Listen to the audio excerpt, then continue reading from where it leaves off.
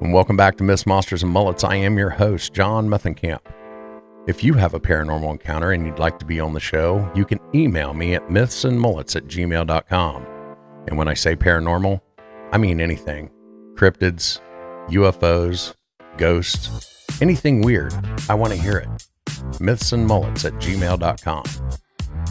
Once again, I'd like to thank everybody for all the support you've been giving me over the last couple months. If you haven't yet, make sure you're hitting that subscribe button, like, comment, share. That's the best way we can grow. Make sure you're checking out the description in this video. You'll find a list of all my favorite podcasts: Nevermore Hollows, Drunken Cryptids, Lodge Tales, Chumming with the Spirits, and so much more. Give them a follow. I'm sure you'll like them. Tonight's episode is a good one. We have Scream Queen Mel Heflin on the show. I contacted her a few weeks back on Facebook, and come to find out she does have some paranormal encounters. So she agreed to come on the show and talk about her film career and her paranormal encounters. Sit back, relax, and enjoy the show.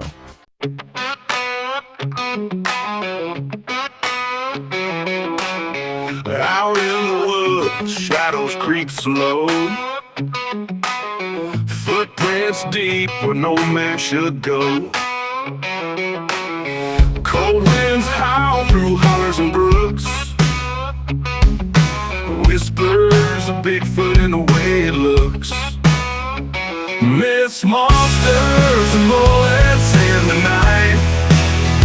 Under a pale moon, strange glowing light. Truth out there like a blade it cuts. Myths, monsters, and bullets run amok.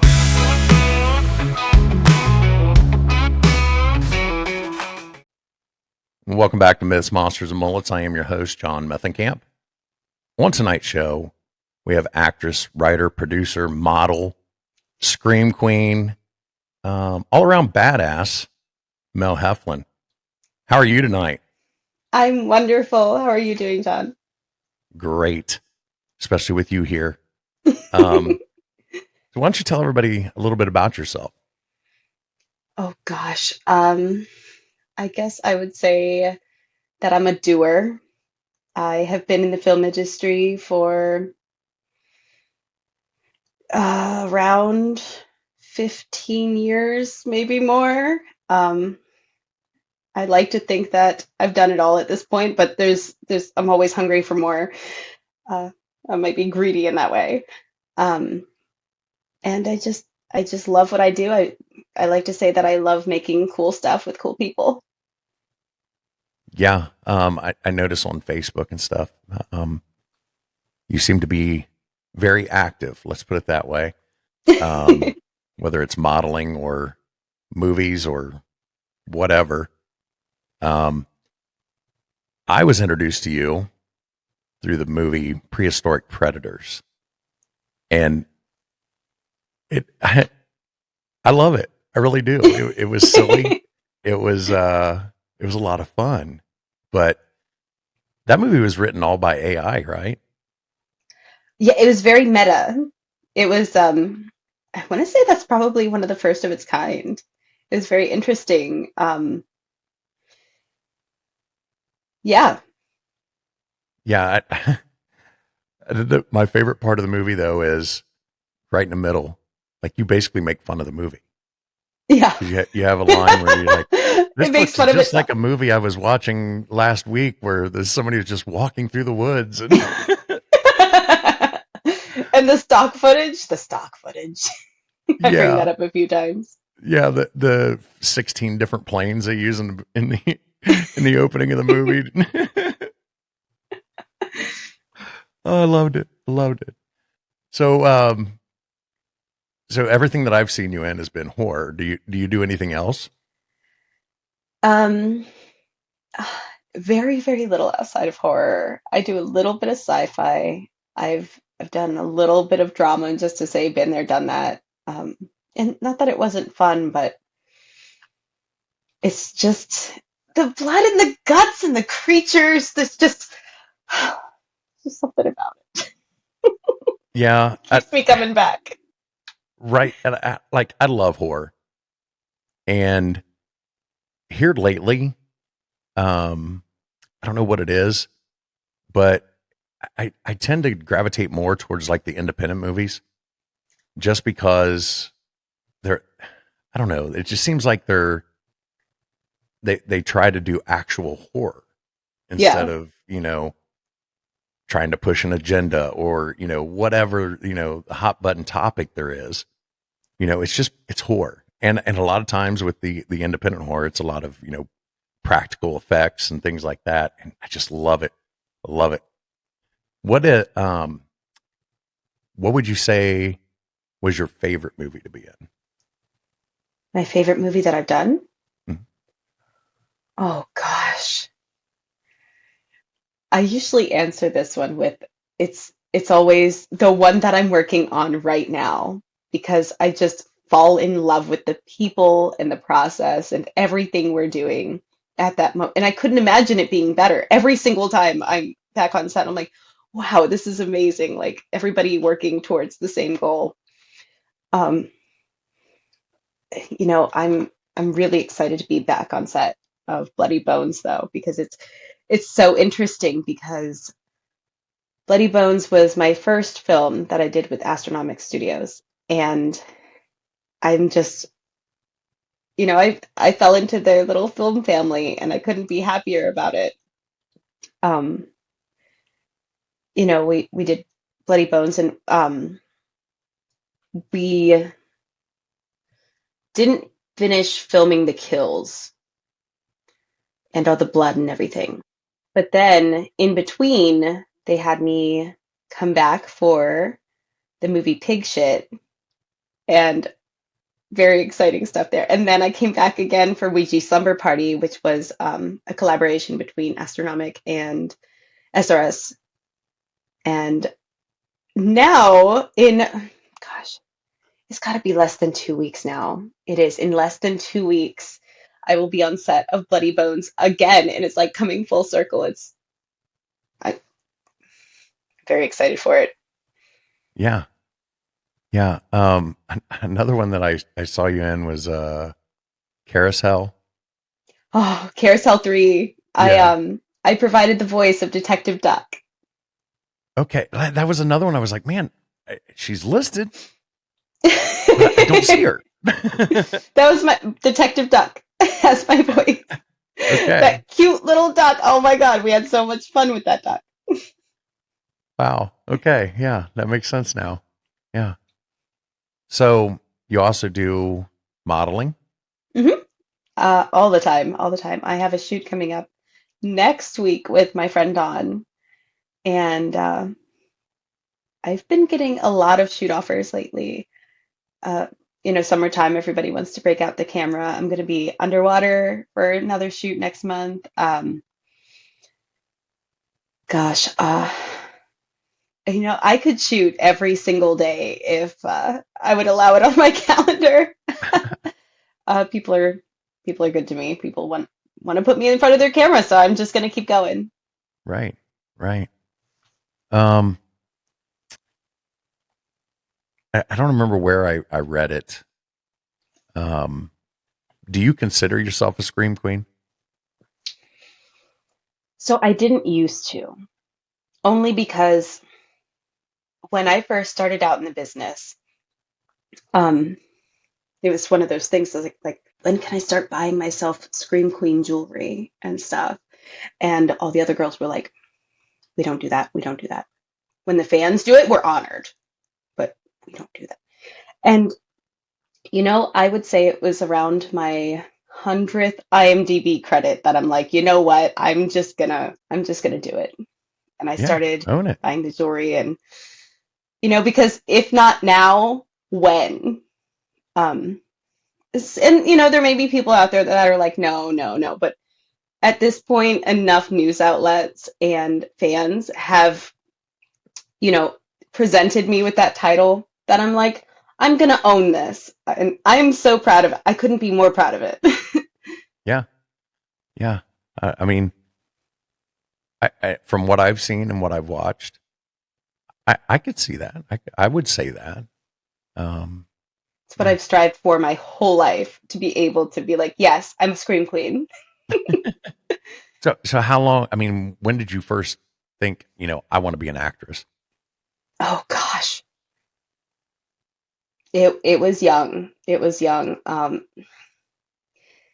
When I was little, it was never really for someone like me. It was like, oh, those are trust fund kid things. They go in the theater and get to do all that. And I still, I don't know. I still kind of aspired, like if it ever comes to me or whatever. So when I was model scouted at, I was 13 years old and I was model scouted in a mall. Um, a guy gave my mom his card, and my mom's like, and I was like, come on, go on. And I actually got signed with an agency for a little bit, and I walked some runways and made some cash, and parents convinced me to put that towards college. That was a whole thing that happened. Damn parents. I know. So now I have a very expensive napkin that is my art degree. And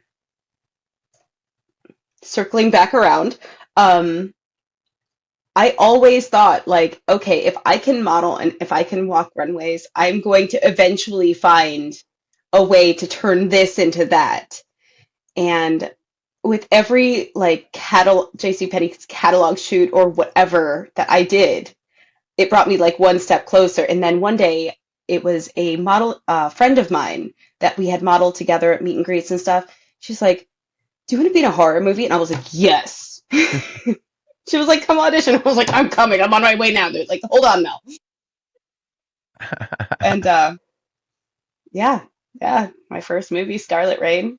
We worked on it together, and that was a fun ride. I've got DVDs of that I'm going to be selling at Grossfest.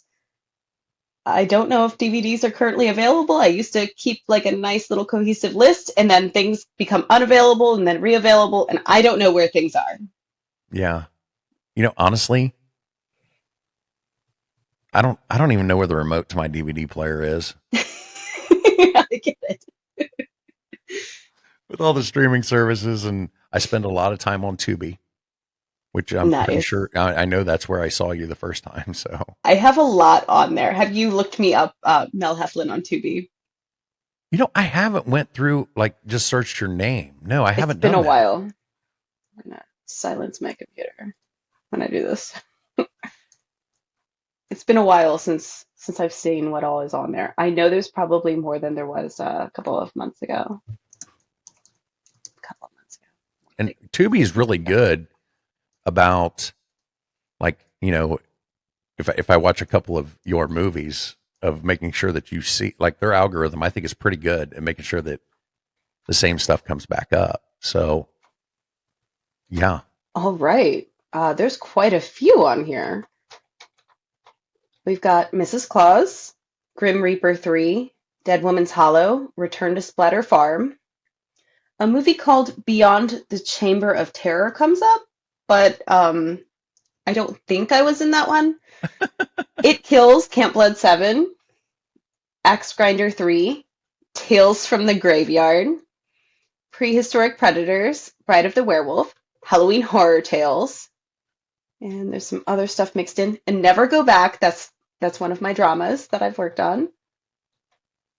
And that may be it. But that's quite a few. Yeah.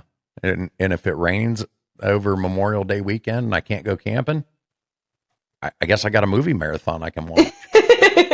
You're going to be there a while. Yeah, that's fine. That's fine. So, you already said what your first film was. And you've said what you're working on now. I'm working on a lot of stuff outside of acting right now. Yeah. I just got cast on a couple of projects, but I don't like to count chickens. Right. So you never know what could happen. And I haven't even officially been announced yet. But aside from that, I've been For weeks now, weeks, I have been writing a children's book Oh, and illustrating it by hand. oh, nice. I know this is one of the least exciting ones. Paintings that I could do, see the little footprints. Oh, yeah. um, It's going to be like but scary stories for kids. not quite. It is called Goodnight Film Set, Okay. and it's just saying goodnight to all the little things on a film set. Just it's a take on Goodnight Moon in the same style. Okay. Yeah. Yeah. It's just something that called to me. Right. And I noticed when I went to your IMDb, you have like, it was over 100 credits on there, from everything from acting to writing to producing to, there was so much on there. It's like, There's a there's no lot. way I can go through all this in a week. And that's just the ones that got to IMDb. There's so many others I was going through. I've been feeling a little nostalgic lately because, well, not that long ago, I want to say last November, have you heard of the movie Profane Exhibit? Not. I'll write it Okay, down so then. that movie I filmed with Michael Maggot back in it was either 2010 or 2011. And the movie just came out this past November. Really? Yeah, I believe it was. IMDb has a different listing as to when it came out. But I've been feeling nostalgic since that, and I've just been going through and looking. I counted today how many movies are in my scrapped folder. Like, oh, this movie got scrapped for whatever reason. I have 94 Holy that I cow. worked on that just so the ones on IMDb mostly are the ones that made it. Right. Mostly. I guess I never thought about, that there would be that many movies that people do that just never see the light of day. So many. So many. Um, there for a long time when, I used to say it's like betting on horses. Like you never know which one's going to be the ones that come out. Like you just can't tell. And I really strived for a long time to get with the directors that have this reputation of bringing stuff out. And gosh, it was rough for a while because for the longest time I had worked on so many movies. I'm sure I had worked on nearly 100 or 100-ish, maybe 80, 90, and only about 30 were out. Wow. And it's rough. Like I was thinking about 2011 earlier. Like I worked on so many films and I showed up to so many projects because I was constantly touring. I was doing either between one and sometimes three photo shoots a day on my way to go work on a film set. And then I would work on a film for a few days. And then I would go back to traveling and maybe throw a World War II reenactment in there or something. And then model my way, do a little tour back down to where I was living. And I worked on so many films that way. And aside from Profane Exhibit, I think that was the only one that came out that I had worked on that whole year. Oh, wow. Speaking of traveling, you lived in Japan for a while, right? I did. What brought you to Japan? My husband's military. Oh, okay. Okay. Yeah, that makes sense. Yeah. It makes sense why you would just choose Japan. Yeah. There was a lot of stuff going on. I don't know if you saw the documentary about my mom's murder, but we didn't feel safe in the States just because craziness. And it just did me some good to get away for a few years and all that. Wow. We can cut this if you want. Do you No, want to it's fine. talk about that? I can talk about it a little bit. You don't need to cut it. Okay. So what is this documentary? Um, it's actually on my IMDb. I let them put that on there. It's under Self. It's called Married to Evil, the TV series, and it is, gosh, season 2, episode 2. Home is where the nightmare is. And I have not myself watched it. I lived it. Right. They were very empathetic, Arrow Media was, and brought me in, and they just had me talk about, they asked me some questions and just let me struggle to talk about remembering who my mom was. Right. Let's change the subject. Yeah. And I might actually cut that. If you want I to, it I doesn't don't want matter. to. I don't want to make you cry for one thing. No, I'm okay. Okay. Lots of therapy. Yeah. Yeah. So, you know, when I'm looking on Facebook and all this stuff is popping up with you in it. When do you have time to eat? Oh gosh. You know, it's funny you say that because this week I put on my goal list to stop having work lunches because I would be sitting here editing audio and I would like pause it for 1 sec, like take a spoonful, crunch, crunch, crunch, crunch, and then put my earbuds back in, like, okay, back to because I love what I do, so I'm constantly doing it. And gosh, what's a hobby? Actually, I was going What's a to ask hobby? that is, do you have any hobbies? But I don't think you would have time for any hobbies. I mean, I turn all my hobbies into work somehow. Like, I mean, I went to school for art and I'm just now like diving back into it and discovering my style and all that. And I'm like, yeah, this is fun. All right, I'm gonna illustrate an entire children's book. Let's go. I was like, yeah, that'll only take me like a week. 2.5 months later, I'm like, maybe halfway done. So you said you were editing audio or editing video or I something? do. People are always asking me about like, oh, I've got a voice for audio, and it's like, how are your editing skills? How do you like listening to your own voice? Oh, you want to be an audiobook narrator? Great. Free books. It's amazing. It's so much fun to like perform the story. But then you like, let's say it's an 8-hour book. If it's about an 8-hour book, it takes me between voicing and editing, it takes well over 40 hours, like total. Because I mean, for me, um, my epiglottis back here, every now and then it'll make a little clicking noise, and I edit out every single one. I want, if you're listening to an audiobook by me, I want it to be smooth. I don't want you to hear my mouth clicking together. So I'm like taking a big swish of water and then like making so that my lips aren't sticking to my teeth or anything weird. And I want it to sound really, really like as good as it can without like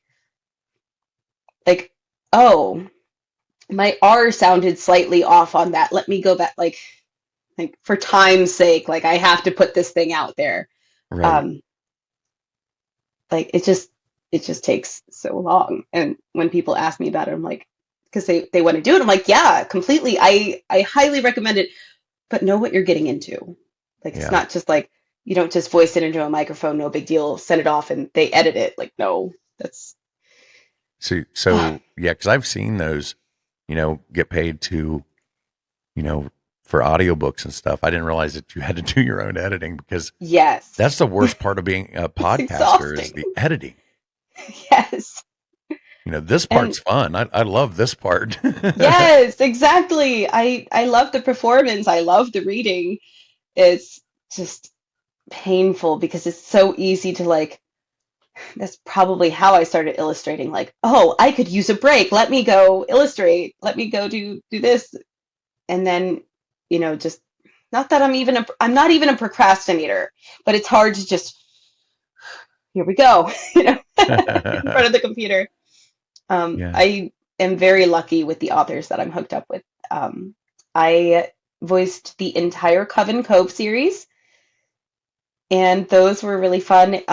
Larissa she's a magical girl, and she ends up coming to this school of magic, and just she finds her place among all of the shapeshifters and werewolves, and it's really beautiful.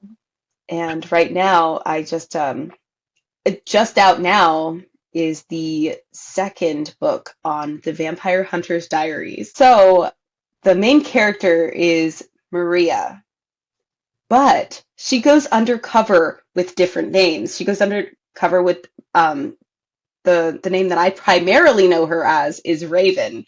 So that's why I was playing, because she goes through all these different names, and she is a vampire hunter in training, but she's never met a vampire. So what was the name of the book? The Vampire Hunter's Diaries. Okay. Yeah, oh, I see. Oh, okay. Now it's clicking. Yeah. I'm gonna have to edit myself on this one.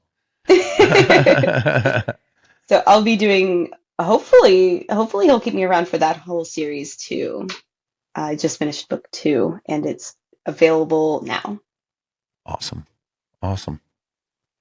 So you have a podcast as well. I do. Supernatural lore or creatures and lore. Yeah. It's actually really sad because I have this little notebook here. Like, these are our final episodes. We've been doing this podcast together, I want to say like around 2015, 2016-ish when we started, and just we've gone over all these creatures and all these different things, and you know, the eventual we were in our most recent episode was like in season 8, and it's like, oh, they repeat monsters pretty much from here on out. So we're just going through and like, what have we missed? Yeah. So it's based on the series Supernatural. Yes. Yeah. It's one of my favorites. I just found that today, so I haven't had a chance to listen to it. but I will, because that's what I do at work. Because that's all I do is listen to podcasts. And I get a little crazy in that. Really? I do, because I go a little hard, because there's been times where people are like, "Oh no, you're interpreting that part of the Bible wrong," and it's like, I'm reading it literally, and they're like, "No, that's not what it says. That's you have to look at what they meant." It's like I'm reading it literally. We're talking about the Whore of Babylon right now, and I'm describing it from, the Book of Revelations, and people are like, "Oh no, you're supposed to read this book instead," and it gets all muddy. And sometimes things are word for word the same. Sometimes things are entirely different. Sometimes we're looking at, Christian lore. Sometimes we're looking at Judaism. Sometimes we're looking at, Muslim lore and all these different things. And they all sort of describe these creatures and these things differently. Like Leviathan, in some situations, it matches directly and it leads you to believe they're talking about just whales. In other situations, it's something else entirely. So it's what I find more fascinating than the lore itself is how some people react to reading things objectively. It just gets a little frustrating, like, no, don't take what they said, take what they meant. And it's like, I think I've never been a person to read between lines. I think that's a discussion that I have an episode called Paranormal Bible.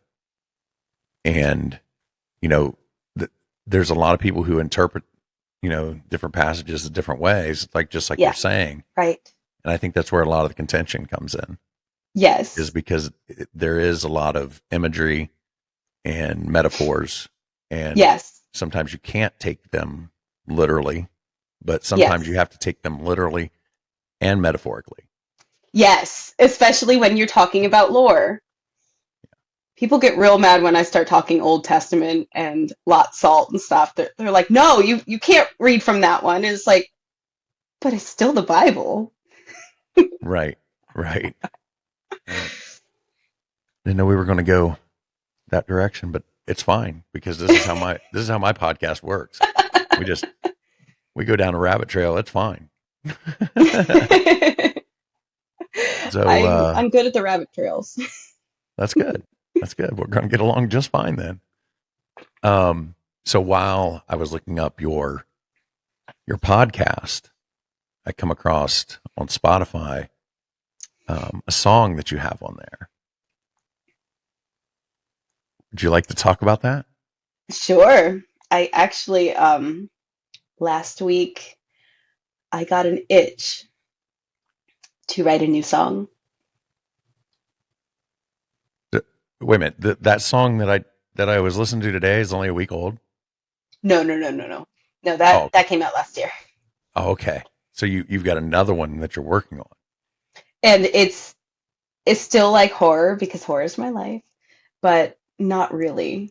I kind of mixed two of my favorite things, which is like World War II era and horror. I wonder why this is because like several of my guests, we get into the paranormal, and there's a lot of people in the paranormal realm that have they're like World War II buffs. I love World War II. Yeah, I wonder what that's about. It's interesting, isn't it? There's a lot of fascination with that time because I don't know, I guess Maybe it's really easy because it's it was written history.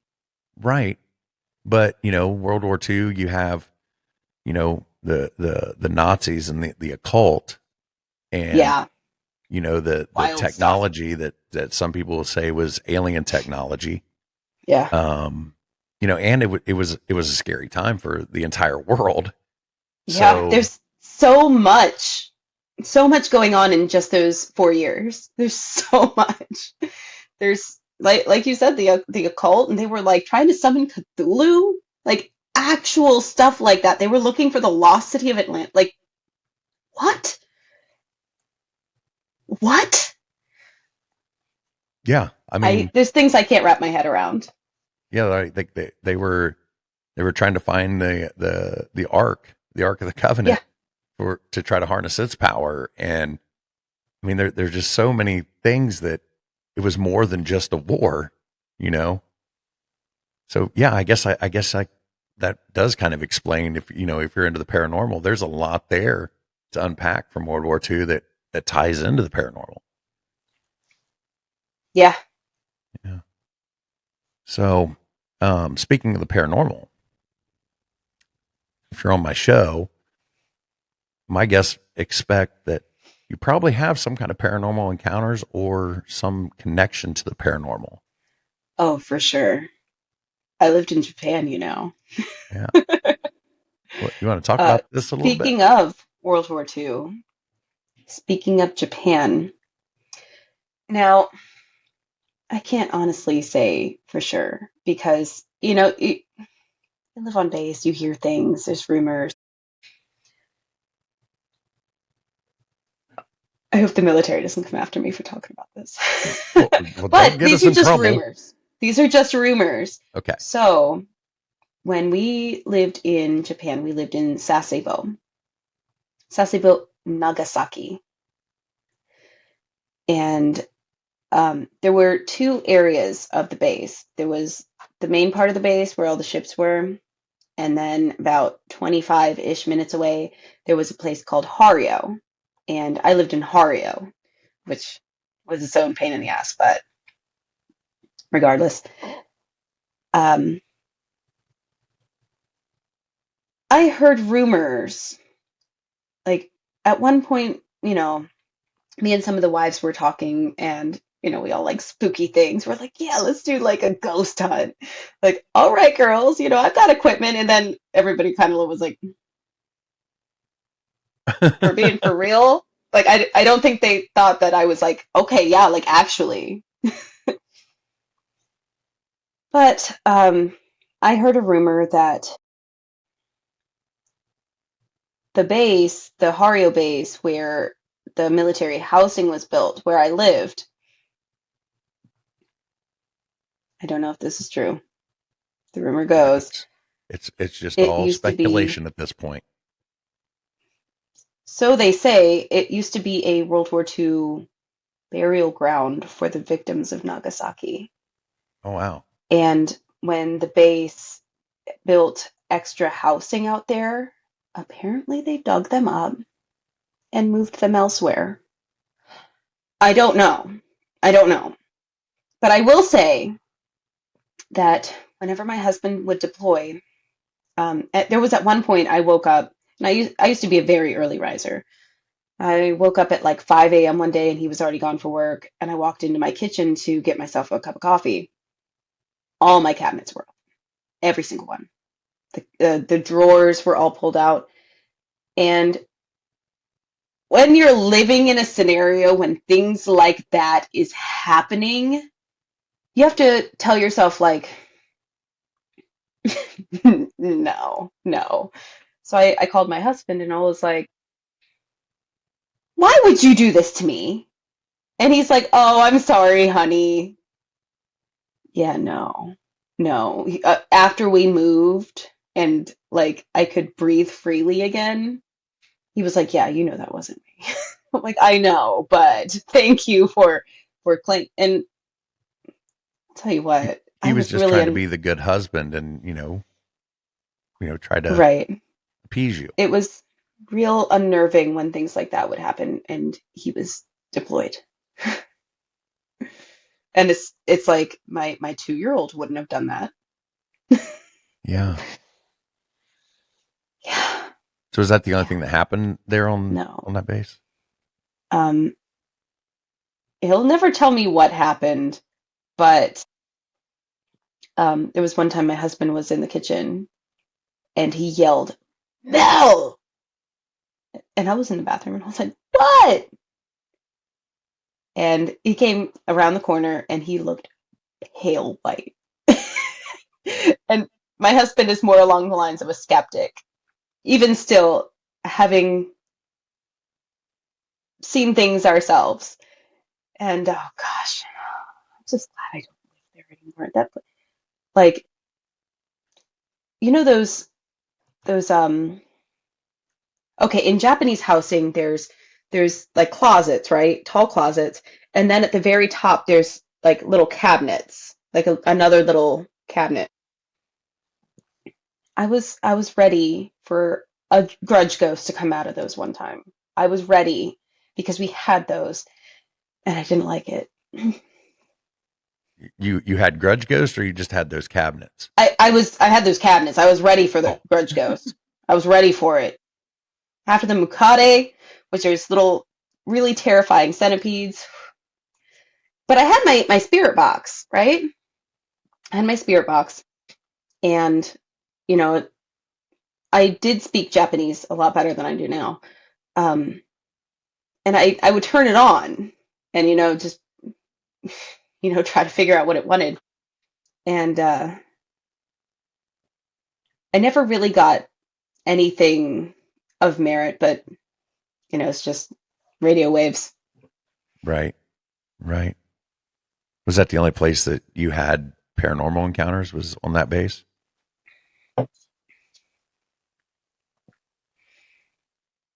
I mean, there's been a couple of other things. I used to ghost hunt. Um, I went to the St. Augustine Lighthouse one time with my friend Steve and my husband. This was many years ago. Uh, I want to say it was like 2011, 2012-ish. And we were down in the cellar. We've been recently to the St. Augustine Lighthouse. It doesn't even look like the same place. It's all rebuilt. It's just, they said that it was restored. It just doesn't look the same. So it was this building, and then you go down this spiral staircase and then down a hallway. And at the end of this hallway was a chair. And they said it was Pete's chair. I don't remember the story of Pete, but during the tour, they were like, everybody likes to be like, Pete, I'm sitting in your chair, ha ha ha, and then you get a reaction out of him. So we were like, my husband being skeptic was like, oh yeah, we're gonna see if Pete's real. So everybody else is in the lighthouse because they say if you look up at the lighthouse, you see something looking at you. I don't see that well. My mind will play tricks on me, and then I will be like, oh yeah, I saw it. So we figured it was better to sit in Pete's chair. You know, I'm gonna be like, we were like, Pete, we're gonna steal your chair. You want to come home with us? Just silly things. And we're doing this for a little bit. We're not like really like poking the bear, but we're not like being too mean or anything, but we're like, come on, Pete, come on. And it was pretty much time to leave. Nothing. Whatever. So the only way down to this tunnel is down the spiral staircase, down the hallway. There's nothing else. There's no other doors. There's nothing. So we're meandering to leave. We're just like, whatever, like it was still pretty cool to be here, blah, blah, blah, just on our way out. Oh, gosh. I'll never forget this. We heard stomp, stomp, stomp, stomp, stomp, stomp, and then wind whooshed past us. Like it was coming down the steps? Like somebody ran through the tunnel past us. Like my hair moved. Holy and cow. I felt the wind. We were all just like it sounded like somebody was running at us and then through us. Well, it was probably Pete. You asked him if he wanted to go home with you. It's like, don't leave without me. I'm coming. The guys they were like, that was so real. And then like an hour later, they were like, that didn't really happen. What? I mean, how else would they explain it though? I was there. I heard what I heard. I saw what I saw. Like, they looked afraid. They looked just as afraid as me. Do you think that maybe it was, if they admit that happened, then they have to admit that they were scared. Yeah, totally. Being who I am, I like to be scared. Like, yeah. Right. Did you say that you did a pilot or something for like a ghost hunting show? I worked on 2 different pilots. One was, oh gosh, this is a rabbit hole. So I was really excited. My mom always really loved ghost hunting. She loved ghost hunters and all that stuff. She loved it. So I was jumping for joy when I met this lady. What is her real name? I don't know if I ever found out. So there was this cool event, and I met this lady and her husband. And I remember my friend Johnny Sullivan was there.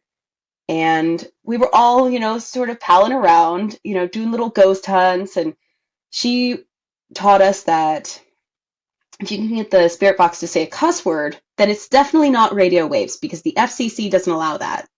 It's like, okay, that makes sense. And she had this ghost box, like cussing. And then there was at one point we were introducing ourselves. And then I remember it got to me and the spirit box said Mel. And I was like, that's weird. And then it started repeating all of our names in the room. Now, I don't know what kind of tricks she had. But anywho, I was entirely impressed. Like, okay, you've got some real stuff going on. And then we went down. Her husband, Johnny, and me, and a couple of other people. She was like throwing this paranormal convention slash ghost hunt slash pilot thing. Uh, Johnny lit me on fire for a dramatic reenactment. It was super cool. I do my own stunts. What? What? How do you set yourself on fire? Oh, he's a stunt man. He's done it before. I you know, that's like one of the worst ways I can think to die. Um, my balls ain't that big. No. uh, yeah, so we did this paranormal reenactment and this investigation, and everything seemed like on the level and good. We filmed stuff, but she did say that she needed me to pretend that I was her daughter for the show. Eh. So she told me just go ahead and get used to calling me mom. And I'm like, okay, that makes sense. You know, I'm as an actress that's been an actress for a very long time. I'm like, oh yeah, that makes whatever. And then our first like real episode was supposed to be in Tombstone, Arizona. And this is when red flags started going off because at one point she's telling me, can you cover your own plane ticket and we'll pay you back when we get there? I'm like, girl, I don't got money like that. And then she's like, oh, can we put the rental car in your name? Like, we can drive. Can we put the rental car in your name? I'm like, Virginia to Arizona? Like, girl, I'm not even old enough for a rental car. And then, like, all these, like, and, like, my radar is going off at this point. You know, like, they try to get models scammed all the time. Or aspiring model scammed, yeah. And then she was like, oh, can we take your car? I'm like, my car is not going to make it to Arizona. Come on now. I drove a beater. But, you know, that thing had like 200,000 miles on it. That was a beater. And then just all these little things. And she's like, fine, I'll just fly myself. You're just not going to be in this episode. And then she was online promoting, oh, with my real daughter. And I'm like, I thought you wanted everybody in the community to be fooled for the sake of the show that I was your real daughter. So she goes out to Tombstone, Arizona, and there's news articles about what happened. Apparently, she scammed everybody. Apparently, she took everybody's money, and she still went there, but all of the accommodations, all of the food, all of the ghost hunts, all these things that she was advertising were never real things, that she had never contacted anybody. And like, why would you even show your face? Like, one, why would you do that? But then why would you go there and show your face like you didn't do anything wrong? Very bizarre. Turns out she was wanted by the freaking FBI. You're wanted by the FBI and you're going to start a TV show? Right. And that's why I'm like, I don't even know. I don't even know this lady's real name.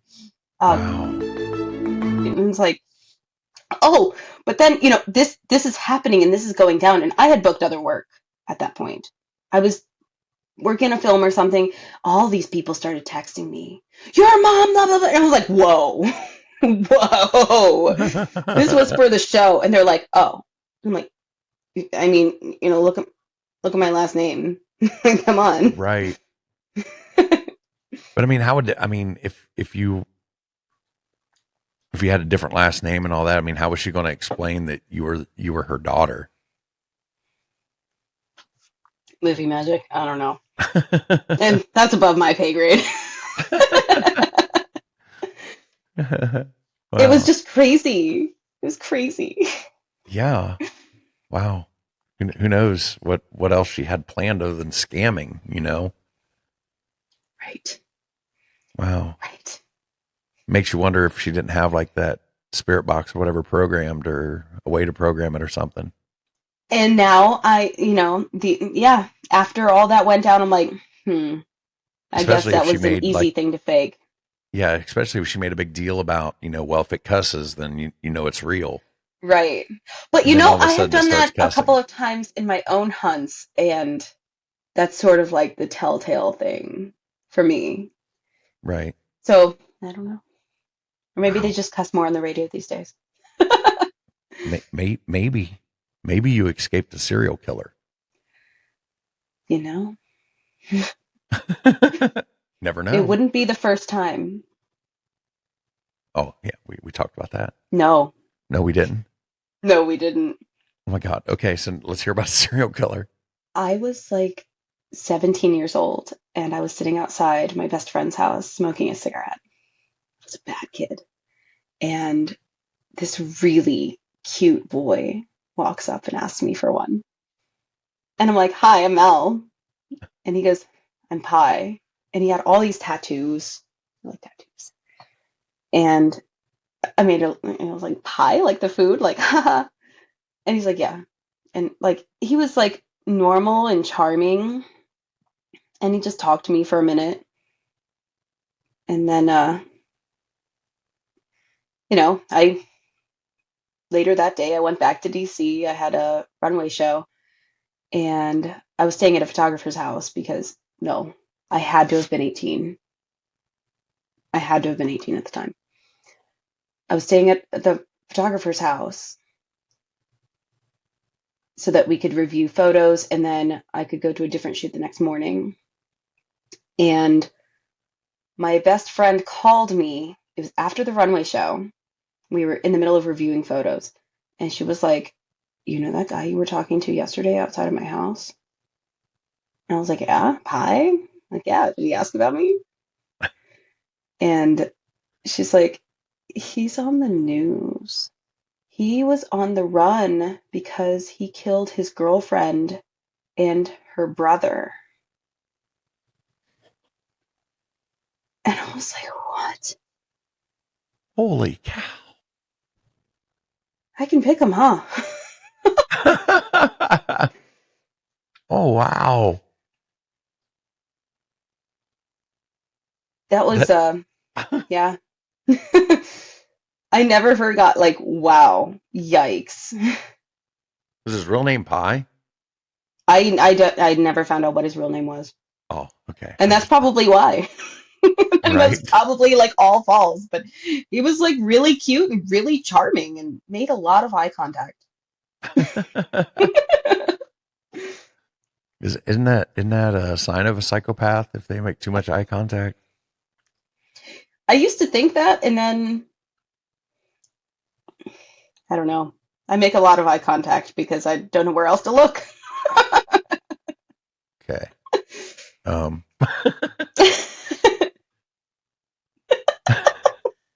try not to make eye contact now. So then you were you said there was a second pilot that you did. Yes, and that was with my girlfriend Brandy and her boyfriend at the time. And it was basically, okay, you're gonna laugh. But there's science to this, okay? There's science. There's I like studies. science. It's called Naked Paranormal.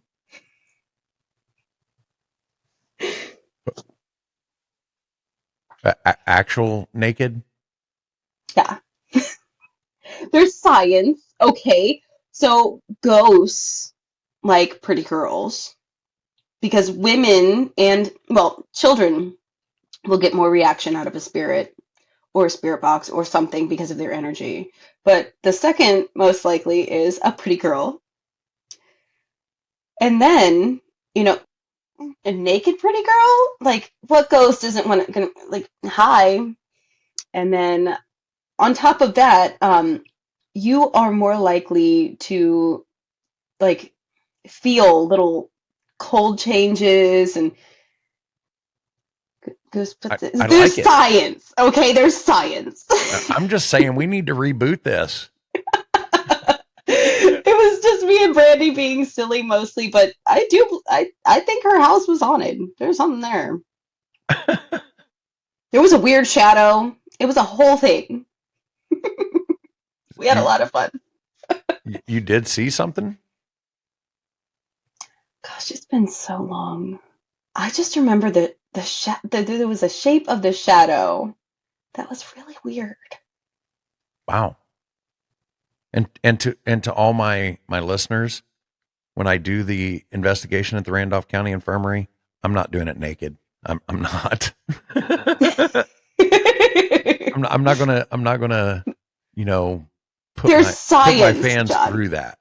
There's science. You should try it.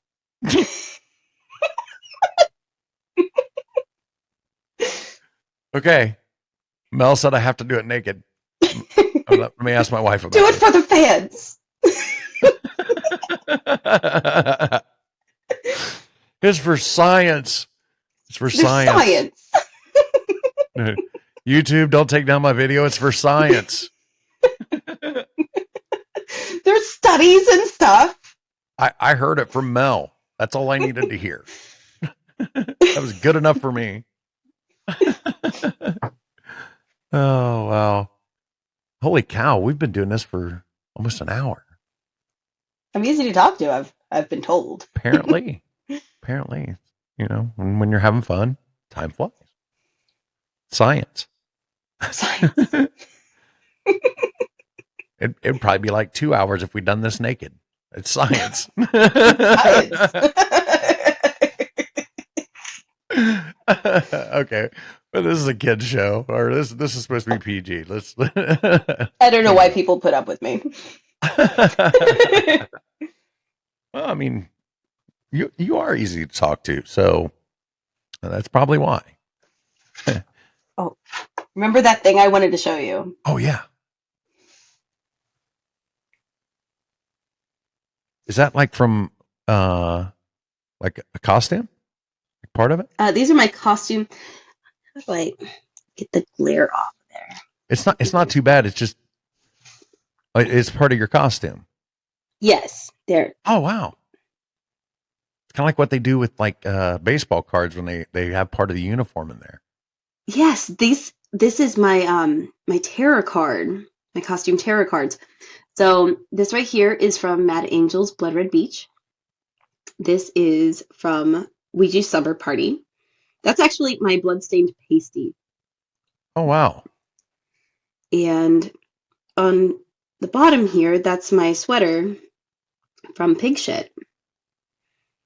And how much are these? I think so I don't think you can buy them outright, but I think they're about $30 on the tarotcards.com website. Huh. Isn't that fun? Oh my gosh, Yeah, I'm those are so pretty excited cool. over these. I think there's a couple There's only of 25 of them them? left. They're almost all gone, but there's Oh, wow. a couple left. Wow. Might have to look into getting one of those. Can go back. I think they're really cool. So these have traveled like this movie was shot in New York and these two were in North Carolina. But it's just so fun that these have been like all over the place with me. Right. That's pretty awesome, actually. Little piece of cinematic history. Right. So, yeah, I feel like we could keep going, but I usually lose my audience at about an hour. So, That's fair. So why don't you go ahead and tell everybody where they can find you? So I am across the internet. I'm really easy to find at Melheflin. Mel Heflin. Sometimes people get the F and the L mixed up. It's not Helfin, it's Heflin. Did I say it wrong earlier? I didn't think I did. No, you're fine. It gets spelled like people get it wrong all the time. It gets spelled wrong on covers of magazines. Like it's totally understandable. Yeah. So I know I found you on Facebook, on your fan site. Yep, I've got Facebook, Twitter, Instagram, Blue Sky. Though, does anybody use Blue Sky? I don't even know what Blue Sky is. Gosh, what else social media? I don't know. I have a link tree where I've got, current Indiegogos going, and that's easily found on my Instagram. Do anything on YouTube? Not really. No. Okay. No, but I just finished this week writing for my new show that is going to be on YouTube on the Kings of Horror channel. It hasn't been announced yet, but there's Should I stuff cut that? coming. No, you're fine. Okay. I have a premiere date in June for my new show, but it hasn't technically been announced. This will air after that, actually. Oh, okay, cool. So, yeah, when we get all the links, send them over to me, and we'll make sure it goes in the description. Awesome. So, well, Mel, I really do appreciate you coming on. Thanks for having me. Maybe we can do it again sometime. Yeah. You are very easy to talk to. Thank you. And if you have a paranormal encounter you'd like to share, you can email me at mythsandmullets@gmail.com. Until next time, talk to you later. Gotta go. And that's it for tonight. I'd like to thank Mel Heflin for coming on the show. And if you have a paranormal encounter, or maybe you're a horror actress that wants to come on the show, you can email me at mythsandmullets@gmail.com. Good night, everyone. Shadow in the pines lurking in the dusky air. Bigfoot stomps through the woods like he don't care. Lights in the sky flash green then blue. Aliens descending with a secret or two. Whispers in the breeze, cold fingers down your spine. Ghosts in the graveyard, twisting through time. Eyes wide open in the dead of night. The myths and monsters giving one hell of a fright. Oh, Myths, Monsters, and Mullets podcast, spinning wild tales of a future and a past. Hosted by John Methencamp's fiery soul. He takes us where the wild unknown flows.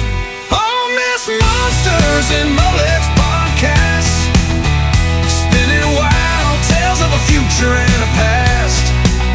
Hosted by John Methencamp, fiery soul. He takes us where the wild unknown flows. Down by the bayou, you hear a raspy growl. Swamp gas glowing as the coyotes howl.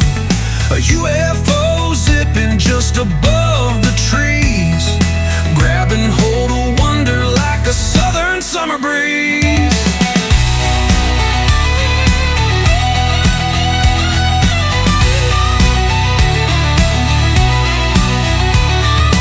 Some call it crazy, others call it a lie. But listen real close as the truth passes by. The lines are blurry, the story's bold. John Methencamp spins them into southern gold.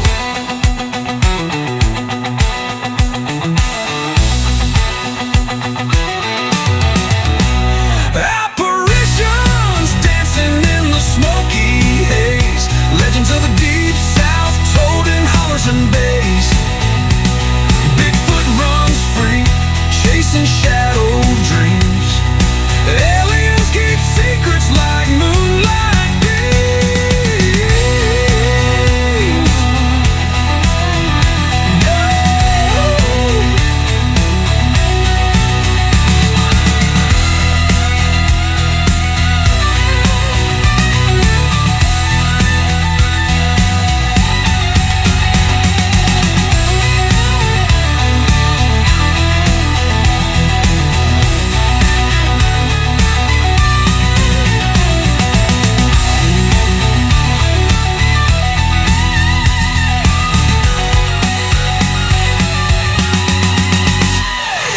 Down by the bayou, you hear a raspy growl.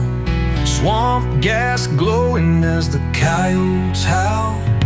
A UFO zipping just above the trees, grabbing hold of wonder like a southern summer breeze.